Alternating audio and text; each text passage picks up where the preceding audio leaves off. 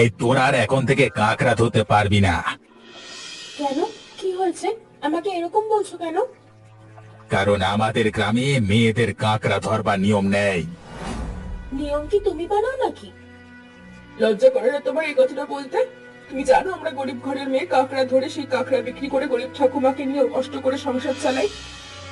আরে বাবা, আমি তো বুঝতেই পারছি না আমি হঠাৎ করে কি করে ফেললাম তোমার সাথে। আমাদের উপর হিংসা কেন করছো তুমি? ওসব ন্যাকামির কথা রাখ তোদের। যেটা বললাম সেটা শোন। অন্য ধান্দা দেখ, সব ধান্দা তোদের জন্য না। সেটা তোমার মনে হয়। আসলে তুমি একটা সময় নিজে কাঁকড়া ধরার চেষ্টা করেছিলে, কিন্তু সফল হওনি, তাই এখন আমাদের সফলতা দেখে হিংসা করছো। হ্যাঁ, তোমার অহংকার একেবারে আকাশ ছুঁয়েছে। আমরা আর মানবো না। আমরা 3 বোন মিলে মিশে কাঁকড়ার ব্যবসা করব। আমরা খেটে খাই, আমাদের ভয় লজ্জা কিচ্ছু নেই। তাহলে তোদের ভবিষ্যৎ যে খুব খারাপ আসতে চলেছে সেটা জেনে রাখ। এই গ্রামে আমি থাকতে তোদের কখনোই আমি এই ব্যবসা করতে দেব না, কথাটা মনে রাখ। যাও না, যাও, তুমি নিজের ধান্দা করো, আমাদের পেছনে না লেগে যাও। এখন ভাগো এখান থেকে, বিরক্ত করো না। কাজের সময় আমরা কারোর বিরক্তি সহ্য করি না। ঠিক আছে, তোরা আমাকে এরকম অপমান করে তাড়িয়ে দিচ্ছিস, ভালো কথা বলতে এলাম। হ্যাঁ, দেখবি আমি ঠিক এর বদলা নিয়ে প্রমাণ করে দেব যে খগেন যা চায় তাই হয়। কথাটা মাথার ভেতরে ঢুকিয়ে রাখ। কি হলো খগেন, এরকম মুখ ভার করে কোথায় যাচ্ছ? আর বলো না ভাই গোপাল, আমাদের ব্যবসা লাটে উঠবে মনে হচ্ছে। সে তোমার কাঁকড়া ব্যবসা তো অনেকদিন আগে লাটে উঠেছে। আমি আমার জন্য চিন্তা করি না, কিন্তু গ্রামের আরো 5টা মানুষ আছে, তারা কিভাবে চালাবে ভেবেছ? আরে বাবা, হয়েছেটা কি বলবে তো? ওই 3 বোন এমন ভাবে ব্যবসা করছে যে অন্য কাউকে ব্যবসাতে ঢুকতেই দিতে চায় না। তাহলে তো আমাদের শকুনির কাজ করা উচিত। মানে? মানে হিংসে বাঁধানো উচিত, ওদের 3 জনের দলকে ভেঙে দেওয়া উচিত। দেখো, তোমাকে একটা কথা বলি খগেন, কি কথা? ওরা ব্যবসা ভালো করলেও ওদের বয়স কম, তাই বুদ্ধি কম। ওদেরকে এখন তুমি রাগ করে বললে কোনো কথা শুনবে না, কিন্তু তুমি যদি ভালোবেসে বোঝাও ঠিক বুঝে যাবে। তুমি চাইছোটা কি বলো তো? দেখো, লাঠি যখন একসাথে থাকে এক জায়গায় তখন তাদের ভাঙা কষ্ট হয়ে যায়, কিন্তু লাঠিগুলো যদি আলাদা করে দেওয়া যায় তাহলে তাদের সহজেই ভাঙা যায়। তেমন ভাবেই তুমি ওদের কাউকে একজনকে ধরে দলের মধ্যে বিভেদ সৃষ্টি করো। আর তাহলেই একটা ফাঁক পাওয়া যাবে, আর সেই ফাঁক দিয়ে আমরা সূঁচ হয়ে ঢুকে ফাল হয়ে বের হব, তাই তো? এই তো বুঝে গেছে পরিষ্কার করে, আর তো কোনো চিন্তাই নেই। বেশ, ঠিক আছে, আমি সেটাই করব। তুমি যেটা বলছো, তোমার বুদ্ধি আমার খুব ভালো লেগেছে। তুমি তোমার কাজ করো, আমি আমার কাজটা করছি, ঠিক? হ্যাঁ,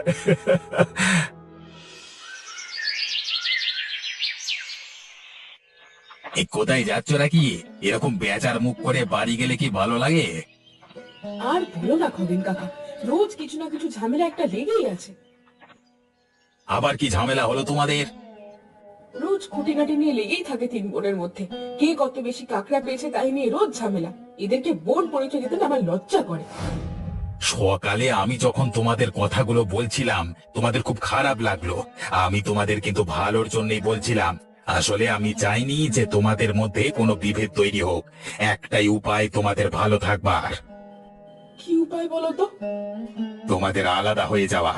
দেখো, তোমরা যদি 3 বোন একসাথে কাজ করো তাহলে ঝামেলা থাকবেই।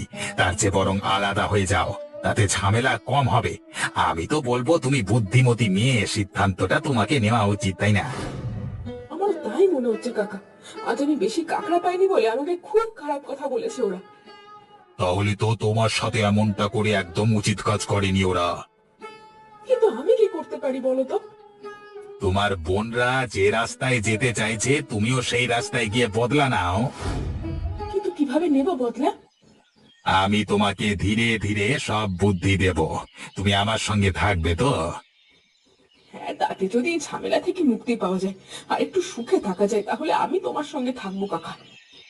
ঠিক আছে, আমরা হাত মিলিয়ে ওদের উপযুক্ত ব্যবস্থা করব। কি গো বুড়িমা, আজকাল চোখে নেবা হয়েছে নাকি? কানে শোনো না, কোনো কিছু খবর রাখছো না দেখছি। কেন বাবা, কি হয়েছে? পুরো গ্রামে যে তোমার নাতনিদের নামে চিঠি পড়ে গেল। কেন, কি করেছে তারা? তারা কি কোনো খারাপ কাজ করেছে? বাইরের লোকের সাথে করেনি, নিজেদের মধ্যে করেছে। কি করেছে শুনি? তোমার নাতনিরা কাঁকড়ার ব্যবসা করে এতদিনে যত টাকা কামিয়েছে তার থেকে বেশি কামিয়েছে অহংকার। এখন তারা পরস্পরের মধ্যে লড়াই করছে, কে বেশি কাঁকড়া তুলছে সেই নিয়ে যত সব। কি ঘটেছে আমাকে পরিষ্কার করে বল তো। আরে একটা পরিষ্কার কথা বোঝবার চেষ্টা করো। আমরা ছেলেরা কি তোমাদের খারাপ চাইবো নাকি? রোজ দেখছি যে মেয়েগুলো কাঁকড়া ধরতে যাওয়ার নাম করে নৌকাতে নিজেদের মধ্যে ঝগড়া করছে, নদীর ঘাটে ঝগড়া করছে।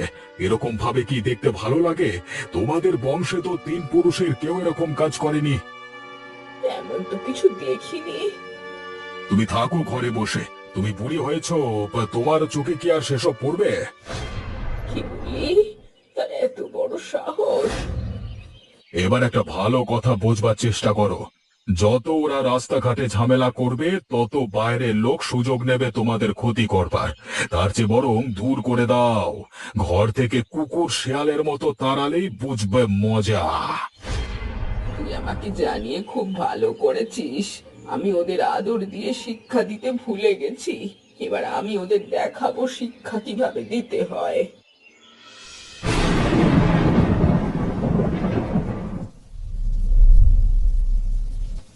অবিনাশ বাবু, বর্ষাকাল তো এসেই গেল। কিছু ভাবছো নাকি তুমি? বর্ষার অনুযায়ী একটা ব্যবসা করতে পারলে ভালো হতো দুজন মিলে। কি ব্যবসা করতে চাইছো তুমি? এই বর্ষায় সব থেকে ভালো ব্যবসা হচ্ছে কাঁকড়া ব্যবসা। কাঁকড়ার ব্যবসা করলে একমাত্র লাভ করা যেতে পারে ভালো রকমের। তাহলে তাই শুরু করা যাক নাকি?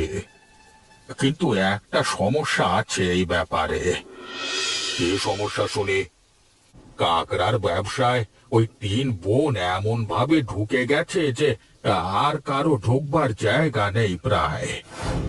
তাহলে অন্য কিছু ভাবতে হবে। অথবা ওই 3 বোনকে সরিয়ে দিতে হবে ব্যবসা থেকে। দেখো, আমরা এই গ্রামের মুরব্বী মানুষ, আমরা কোনো কাজ করতে চাইবো আর সাধারণ মানুষ আমাদের পথে বাধা হয়ে দাঁড়াবে, এটা তো হতে পারে না। কিন্তু কারোর ক্ষতি করাটা কি ঠিক? দেখো, লোভ করতে হলে অত কিছু ভেবে দেখলে হবে না। আমি তো বলেছি, হয় ওদের ব্যবসা বন্ধ করে দেওয়া হোক, না হলে ওদের 3 জনকে সরিয়ে দেওয়া হবে দুনিয়া থেকে। আমি খগেনের সাথে ব্যাপারটা নিয়ে আলোচনা করছি। ঠিক আছে, আমি ব্যাপারটা নিয়ে ভেবে তোমাকে সিদ্ধান্ত জানাবো।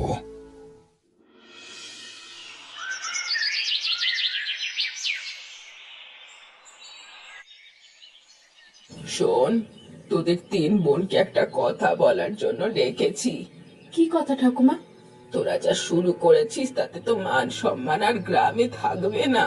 আমার মাথা হেট করে কি তোরা সুখ পাস? দেখো, কোনো কথা বলার আগে জিজ্ঞাসা করো ওদের ছোট লোকের মতো আমাকে কাঁকড়া ধরা নিয়ে কেন কথা শোনায় রোজ। রোজ গিয়ে কোনো কাজ করবে না, বসে থাকবে, আর আমরা ওকে কথা শোনাবো না তো কি করবো? আমরা কি শুধু একলা খেটে মরবো? দেখো, সবাই সমানভাবে খাটতে চাই, কেউ একা বসে ফাঁকি মারবে সেটা তো হয় না।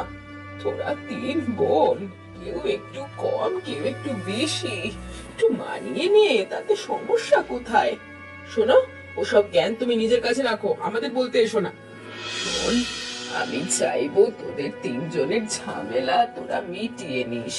আমি রাস্তাঘাটে তোদের নিয়ে কোনো কথা শুনতে পারবো না। দেখো ঠাকুমা, তুমি হয়তো রাখিকে একটু বেশি ভালোবাসো, তাই ওর দোষ তোমার চোখেই পড়ে না। যদি তোমার চোখ থাকতো তুমি দেখতে পেতে, তাহলে দেখতে ওর মতো শয়তান আর একটাও হয় না। যে আমাকে শয়তান বলছে ঠাকুমা, তাকে জিজ্ঞাসা করো সে কত বড় শাকচুন্নি। তোরা থামবি? আমি তোদের মধ্যে সমস্যার সমাধান করতে এলাম, আর তোরা নিজেদের মধ্যে উল্টো ঝামেলা করছিস। আসলে কি বলতো ঠাকুমা, সব সমস্যার সমাধান হয় না। তার উপর আমার তো মনে হয় এই মেয়েটাকে বাবা মা কুড়িয়ে এনেছিল রাস্তা থেকে, না হলে এরকম ছোট জাতের মেয়ে আমাদের ঘরে জন্ম হতে পারে না। এই অপমানের বদলা আমি নেবই। যতক্ষণ না এই শোধ তুলতে পারছি ততক্ষণ আমার শান্তি নেই। খগেন কাকা, তুমি সেদিন যে বলেছিলে আমি মেনে নিয়েছি। ওদের সাথে একসাথে থাকা আর কাজ করা আমার পক্ষে সম্ভব নয়। সেই জন্যই তো হরিপদ বাবুর সাথে দেখা করালাম তোকে। হরিপদ বাবু চান না যে তুই ওদের সাথে একসাথে কাজ করিস। কিন্তু তার বদলে আমি কি করব?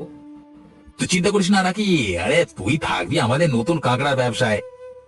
সেখান থেকে আমার লাভ? তোমার লাভ হচ্ছে যে আমাদের ব্যবসার প্রধান মালকিন হবে তুমি। তোমার যেহেতু এই ব্যবসা চালানোর অভিজ্ঞতা আছে, তাই ব্যবসা তুমিই চালাবে। তখন আর তোমাকে তোমার বোনেদের ভরসায় বসে থাকতে হবে না। কেউ আর তোমাকে অপমান করবে না তখন। সেটাই আমি চাই, যে স্বাধীনভাবে বাঁচতে। কিন্তু আমার বোনেরা যে এত সহজেই ব্যবসা ছেড়ে দেবে তার কিন্তু মনে হয় না। তার জন্য উপায় আছে আমার কাছে। কি উপায় শুনি? আজকে রাতে গিয়ে তুমি তোমার বোনেদের নৌকায় একটা বড় ফুটো করে দেবে। তাহলে রাতের বেলায় বর্ষার জল ঢুকে নৌকা এমনিতেই ডুবে যাবে। তখন আর ওদের এমনিতেও ব্যবসা করবার উপায় থাকবে না। ঠিক আছে, আমি তাই করব। আমি ওদেরকে শাস্তি দেওয়ার জন্য যা ইচ্ছে করতে পারি। তাতে তোমারই লাভ হবে। তুমি মালিকের মতো নিজের ব্যবসা নিজে চালাবে। শুধু অত রাতের বেলা আমি একা যাব না খগেন কাকা, তোমাকেও যেতে হবে। ঠিক আছে, আমি যাব সঙ্গে।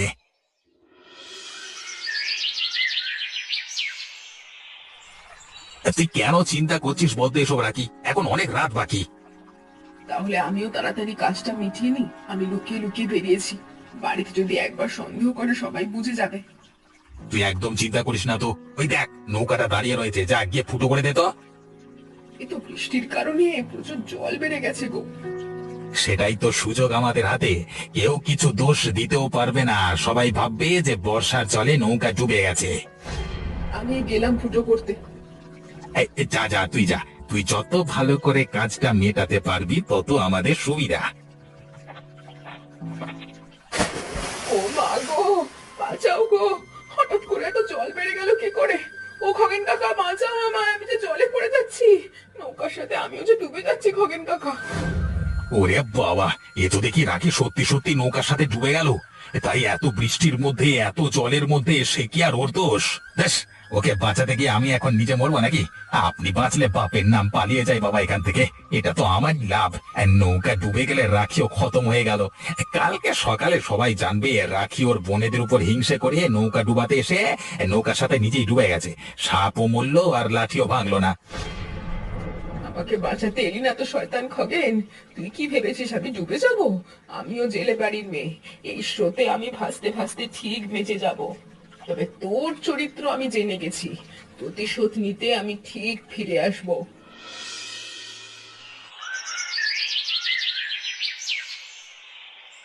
ছি ছি ছি, তোদেরকে নাতনি বলে পরিচয় দিতে আমার লজ্জা করছে। নিজেদের বোন রাতারাতি কোথায় চলে গেল সে বিষয়ে কোনো চিন্তা নেই। এখন কে তার নামে কি কুৎসা রটিয়েছে সেটা বিশ্বাস করে তারা লাফালাফি করছিস। তার স্বভাব সেরকমই ছিল ঠাকুমা। ও যদি দোয়া তুলসী পাতা হতো তবে রাতের বেলা বাড়ি থেকে বেরিয়েছে কেন? সেটা সে ফিরে না আসা পর্যন্ত তো আমরা জানতে পারবো না। সুতরাং আমাদের অপেক্ষা করতে হবে।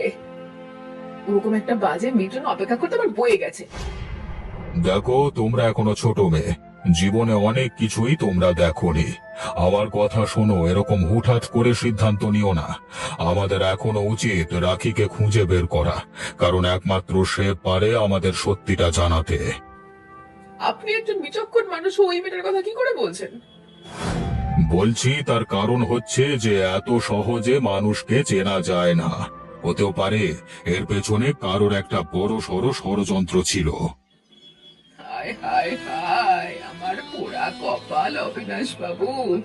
আপনি একজন বাইরের মানুষ হয়ে রাখিকে বিশ্বাস করছেন, কিন্তু নিজের মায়ের পেটের বোন হয়ে এরা বিশ্বাস করছে না। এই কষ্ট আমি রাখবো কোথায়? ঠিক আছে, আমি খোঁজ খবর করে রাখিকে খুঁজে আনবার ব্যবস্থা করছি। তোমরা চিন্তা করো না একদম। ঠিক আছে অবিনাশ বাবু, আপনি যখন বলছেন আমরা বিশ্বাস করব। আমাদের কি এত বর্ষায় কাঁকড়া ধরতে আসা উচিত হলো? অবিনাশ বাবু, বলেছিলাম আপনাকে যে এই কাঁকড়ার ব্যবসা করে আমরা বড়লোক হবই। দেখুন, আজকে ওপরওয়ালার কৃপায় ওই 3 বোনের ব্যবসা বন্ধ হয়ে গেছে। তাদের মধ্যে তো একজন কোথায় যে হারিয়ে গেল সেটা জানাই গেল না। সেই নিয়ে আমার দুঃখ হয় মাঝে মাঝে, কিন্তু আমার বেশ আনন্দই হয়। এত ভালো আমরা একটা ব্যবসা করছি, ওরা যদি না থাকতো তাহলে তো আর ব্যবসাটা করতে পারতাম না। হরিপদ বাবু, সামনে প্রচন্ড তুফান আসছে, ওই দেখুন। ওরে বাবা, এত তুফান সামনে এসে গেল বলতে বলতেই। হাল শক্ত করে ধরুন হরিপদ বাবু। ওরে বাবা, বাঁচাও! এ তো নৌকা সামলানো দায় হয়ে যাচ্ছে অবিনাশ বাবু। সেটাই তো আপনাকে বলছিলাম, এত তুফানের দিনে আমাদের আসা উচিত হয়নি। ওরে বাবা, নৌকা যে উল্টে গেল! বাঁচাও, বাঁচাও! আমি যে সাঁতার জানি না, আমি ডুবে যাচ্ছি। বাঁচান অবিনাশ বাবু আমাকে। হরিপদ বাবু, কোথায়? আমি তো দেখতে পাচ্ছি না আপনাকে। অবিনাশ বাবু, মরে গেলাম! ইয়া! আরে, এ কি সর্বনাশ হয়ে গেল আমার সাথে!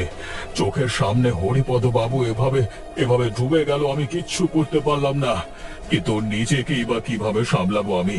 এই স্রোতের মুখে পড়ে তো আমি নিজেই হারিয়ে যাচ্ছি। ওরে বাবা!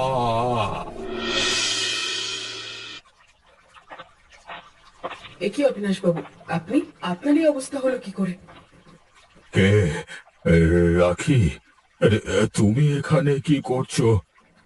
আমার কথা আমি পরে বলছি, কিন্তু আপনি আগে আমাকে বলুন আপনার এই অবস্থা কি করে হলো? আর বলো না, ওই ওই লোভী হরিপদ বাবুর জন্য আজকে আমরা কাকড়া ধরতে এসেছিলাম। বলেছিলাম ওকে বেশি পয়সার লোভ করো না, শুনলো না আমার কথা। তুমি চলে যাবার পর, তোমার কাকড়ার ব্যবসা বন্ধ হয়ে যাবার পর আমরা শুরু করেছিলাম ব্যবসা, কিন্তু কিন্তু কি বাবু? হঠাৎ করে এই বর্ষার মধ্যে ভয়ানক তুফান আসে নদীতে, আর সেই তুফানে নৌকা উল্টে হরিপদ বাবু জলে ডুবে মারা যান। আমি কোনো রকম ভাবে বেঁচে এসেছি স্রোতে ভেসে ভেসে, কিন্তু তুমি যে আমাকে এখন এখানে বাঁচাবে আমি ভাবতে পারিনি। আমরা তো অনেক কিছুই ভাবতে পারি না বাবু জীবনে। এই দেখুন না, কোনোদিন কি ভেবেছিলাম যে হরিপদ বাবুকে বিশ্বাস করে আমি ঢুকলাম, সেই হরিপদ বাবু এইভাবে নিজের পাপের শাস্তি ভোগ করবে জেলে ডুবে মরে? হরিপদ বাবু তোমাকে ঠকিয়েছে? কি হয়েছে আমাকে ভালো করে বলো তো। ওই হরিপদ বাবুর কথাই বিশ্বাস করে খগেনের সাথে আমি গিয়েছিলাম দিদিদের নৌকায় ফুটো করতে, কিন্তু তখনই হঠাৎ করে তুফান এসে নৌকা ডুবে যায়, আর ফুটো নৌকার সাথে আমিও জলে ভেসে যাই। সেদিন চিৎকার করে আমি খগেনকে ডেকেছিলাম, কিন্তু ও বাঁচাতে আসেনি। তখনই বুঝেছিলাম ওদের আসল চক্রান্তটা। আমি তাহলে ঠিক ভেবেছিলাম যে তোমাকে ফাঁসানো হয়েছে। ঠিক আছে, এবার ওকে উচিত শাস্তি দেওয়া যাবে। ঠিক আছে, আমি অনেকদিন ধরে প্রতিশোধের আগুন বুকে চেপে রেখেছি।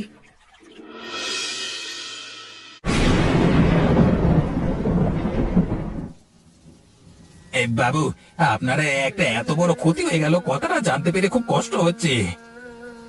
আবার কিন্তু বিশেষ কষ্ট হচ্ছে না খগেন। কেন কষ্ট হচ্ছে না বাবু? তার কারণ হচ্ছে যে আমি চাই যে ওই শয়তান বুড়ো হরিপদ বাবুর অনুপস্থিতিতে তুমি ব্যবসাটা করো। কিন্তু আমি তো তেমন কিছুটা জানি না। আমি বলে দিচ্ছি তোমাকে, শোনো। হ্যাঁ বাবু, বলুন তো। ব্যাপারটা হচ্ছে যে আমরা সেদিন দেখে এসেছিলাম যে ওই পূর্ব দিকের চরে দারুণ কাঁকড়া পাওয়া যায়। তুমি আজকে রাতের বেলাতেই ওখানে চলে যাও কাঁকড়া ধরতে। ওখানে সত্যি ভালো কাঁকড়া পাওয়া যায় বাবু? হ্যাঁ, দারুণ কাঁকড়া পাওয়া যায়। আমরা তো প্রচুর কাঁকড়া নিয়েছিলাম শুধুমাত্র ওই হরিপদ বাবুর বোকামের জন্য। নৌকাটা ডুবে গেল আর পুরোটা মরে গেল। আপনি যখন এত করে বলছেন, তাহলে আমি নিশ্চিত ওখানে খুব ভালো কাঁকড়া পাওয়া যায়। আর এতদিন সত্যি ওই হরিপদ বুড়োটার জন্য আমরা কিছু করতে পারিনি। আপনি চিন্তা করবেন না, আমি আজকে রাতের বেলাতেই যাচ্ছি। কে কোথায় আছো? বাঁচাও, আমি কাঁকড়া ধরতে এসে চোরা বাড়িতে আটকে গেছি, ডুবে যাচ্ছি, বাঁচাও, মরে যাবো। মরে যাওয়ার জন্য তো তোকে এখানে আনা হয়েছে খগেন। কে কে রাখি, রাখি তুই এখানে কি করছিস? ভেবেছিলিস তো আমি মরে গেছি? একজন জেলের মেয়েকে মেরে ফেলা এত সহজ? তাই তো তোকে বুদ্ধি করে এখানে ডেকে এনেছি চোরাবালিতে ডুবিয়ে মারবো বলে। তবেই তুই বুঝবি মরার কত কষ্ট। আমাকে ক্ষমা করে দে রাখি, ভুল হয়ে গেছে। তুই তো ছোটখাটো ভুল করিসনি যে তোকে ছেড়ে দেওয়া হবে। তোর ভুলের সাজা হলো মৃত্যু। তাহলে কি তুই হিংসে করে আমাদের বোনদেরকে ভাঙন ধরিয়েছিস? তোমরা এখানে কি করে এলে? কেন, চালাকি কি শুধু তুই একাই করতে পারিস? তুই যখন এখানে আসছিস, তোর পেছনে নৌকা নিয়ে আমরাও আসছিলাম তোর মৃত্যু দেখতে। আমি তোমাদের সবার কাছে স্বীকার করছি তোমাদের বোনেদের কোনো দোষ নেই। আমি সবার কান ভাঙিয়ে গন্ডগোল পাকিয়েছি, আর সঙ্গে যুক্ত ছিল ওই হরিপদ বাবু যে মারা গেছে। এবারে তুইও মরে যা। বাঁচা! রাখি, তোকে আমি বিনা কারণে ভুল বুঝেছি। এখন থেকে আমরা একসাথে থাকবো। আমাকে ক্ষমা করে দে, আমিও ভুল বুঝেছি তোকে। এখন থেকে আমরা অবিনাশ বাবুর সাথে মিলে ব্যবসা করব, তাতে আমাদের সবার ভালো হবে।